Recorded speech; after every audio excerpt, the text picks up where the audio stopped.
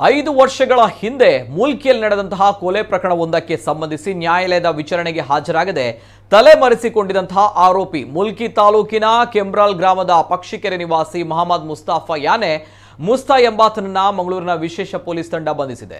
2020 June 5ರಂದು ಮುಲ್ಕಿಯ ವಿಜಯ ಸನ್ನಿಧಿ ಹೆದ್ದಾರಿ ಬಳಿ ಹಾಡ ಹಗಲೇ ಅಬ್ದುಲ್ ಲತೀಫ್ ಎಂಬಾತನನ್ನ ಆರೋಪಿಗಳಾದ ದಾವೂದ್ ಹಕೀಂ, ಮೊಹಮ್ಮದ್ ಮುಸ್ತಫಾ ಮತ್ತು ಇತರ ಒಟ್ಟು 10 ಜನ ಸೇರಿ ಕೊಲೆ ಮಾಡಿದ್ದು, ಈ ಎಲ್ಲ ಆರೋಪಿಗಳ ವಿರುದ್ಧ ನ್ಯಾಯಾಲಯಕ್ಕೆ ದೋಷಾರೋಪಣಾ ಪಟ್ಟಿಯನ್ನ ಸಲ್ಲಿಸಲಾಗಿದೆ. ಹಾಗೂ ಈಗ ಪ್ರಕರಣ ನ್ಯಾಯಾಲಯದ ವಿಚಾರಣಾ ಹಂತದಲ್ಲಿದೆ. ಆರೋಪಿ ಮೊಹಮ್ಮದ್ ಮುಸ್ತಫಾನಿಗೆ 2020 ಅಕ್ಟೋಬರ್ 19ರಂದು ಹೈಕೋರ್ಟ್ ಜಾಮೀನು ಮಂಜೂರು ಮಾಡಿದ್ದು, ಬಳಿಕ ಸುಪ್ರೀಂ ಕೋರ್ಟ್ 2022 ಏಪ್ರಿಲ್ 22ರಂದು ಜಾಮೀನು ರದ್ದು ಮಾಡಿದೆ. ಅಂದಿನಿಂದಲೂ ಆರೋಪಿ ಮೊಹಮ್ಮದ್ ಮುಸ್ತಫಾ ತಲೆಮರೆಸಿಕೊಂಡು ನಕಲಿ ಪಾಸ್ಪೋರ್ಟ್ ಮೂಲಕ ವಿದೇಶಕ್ಕೆ ಪರಾರಿಯಾಗಿದ್ದ. ಆತನ ಬಂಧನಕ್ಕೆ ವಾರೆಂಟ್ ಹೊರಡಿಸಲಾಗಿದ್ದು, ಆತನ ಪತ್ತೆಗೆ ವಿಶೇಷ ತಂಡವನ್ನು ರಚಿಸಲಾಗಿತ್ತು.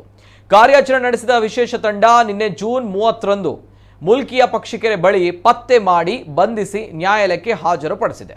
ಇನ್ನು ವಿಚಾರಣೆಯ ವೇಳೆ ಈತನು ನಕಲಿ ಪಾಸ್ಪೋರ್ಟ್ ಮುಖೇನ ಒಮಾನ್ ದೇಶಕ್ಕೆ ಪರಾರಿಯಾಗಿ ಬಳಿಕ ನೇಪಾಳ ಮೂಲಕ ಭಾರತಕ್ಕೆ ಬಂದಿರುವುದಾಗಿ ತಿಳಿದು ಬಂದಿದೆ.